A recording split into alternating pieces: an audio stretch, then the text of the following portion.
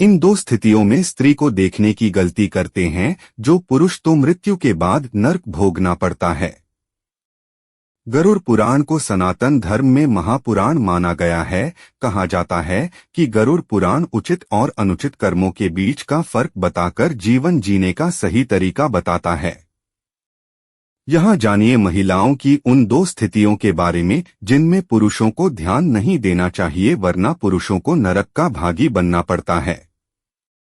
गरुड़ पुराण को महापुराण की संज्ञा दी जाती है। अधिष्ठात्री देव भगवान विष्णु हैं।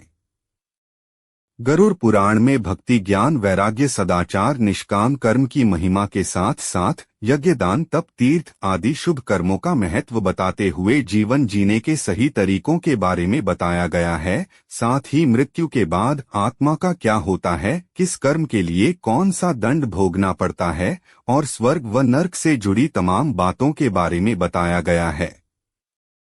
माना जाता है कि मृत्यु के बाद यदि गरुड़ पुराण का पाठ कराया जाए तो इससे मृतक की आत्मा को सत्य का एहसास हो जाता है और मोह त्यागने में आसानी होती है। ऐसे में आत्मा को सद्गति प्राप्त होती है। इसके अलावा मृतक के परिजनों को सही और गलत कर्मों के बीच का अंतर मालूम पड़ता है।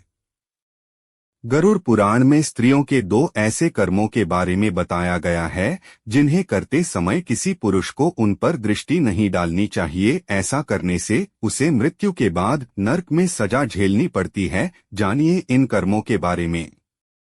किसी भी नवजात के लिए माँ का दूध बहुत जरूरी होता है। इससे उसे पोषण मिलता है। अपने बच्चे की भूख को शांत करने के लिए माँ उसे फीड कराती है। फीड कराते समय किसी भी महिला पर पुरुषों को अपनी नजर नहीं डालनी चाहिए। इसे गरुड़ पुराण में पाप की श्रेणी में रखा गया है। कहा जाता है कि अगर कोई पुरुष ऐसे समय पर अपनी कुदृष्टि स्त्री पर डालता है तो उसे मृत्यु के पश्चात इस कृत्य के लिए कठोर दंड सहना पड़ता है।